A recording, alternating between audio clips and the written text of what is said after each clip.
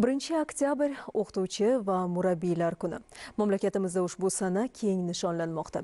Barchamizga ma'lum, aziz ustoz va muallimlarimizning yangi O'zbekiston kelajagini yaratish yo'lidagi mashaqqatli va sharafli mehnati har qachongidan ko'ra ulug'lanyapti, qadrlanyapti. O'qituvchi va ustozlik kasbining maqomi va nufuzini oshirishga katta e'tibor qaratilmoqda. Prezidentimizning bayram tabrigida ta'kidlanganidek, keyingi 8 yilda yurtimizda ta'lim va ilm-fan uchun xarajatlar 6 karra oshirilib, 378 trillion so'mni tashkil etgan. Darhaqiqat, o'qituvchi va murabbiylik kasbini jamiyatimizdagi eng muhim va obro'li kasbga aylantirish borasidagi ishlar izchil davom ettiriladi.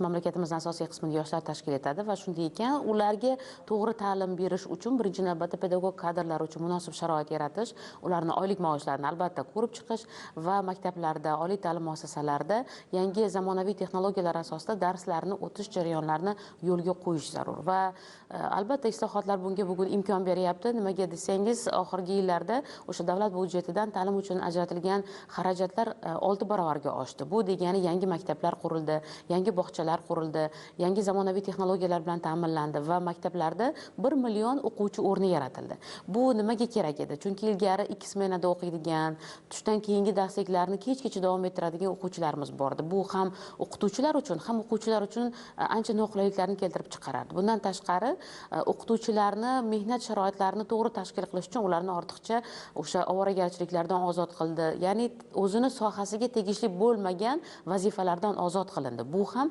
ta'limda o'z ustida ishlash imkoniyatini berdi. Prezidentimiz kuni kecha o'sha o'qituvchi pedagoglarga, murabbiylarga bayram tabrigini yo'llaganlarida keyingi yildan boshlab Qoraqalpog'iston Respublikasidan boshlanadi bu amaliyot, yangi avlod bog'chalari tashkil qilinadi degan bir gapni aytdilar. Bu nima degani? Bugungi kunda bilasiz, butun respublikamiz bo'ylab prezident maktablari eng iqtidorli, eng o'sha bilimga chanqoq bolalarni tayyorlash bo'yicha yaxshigina tajribaga aylandi va ularni aynan bog'chalarni ham tashkil etilishi, demak o'sha sifatli ta'lim bosqichma-bosqich biz xohlayotgan bugungi kun ta'limini juda yangi bir bosqichni ochib beradi degani va albatta pedagog kadrlarni ham bunga tayyorlash ishlari bugundan boshlanadi.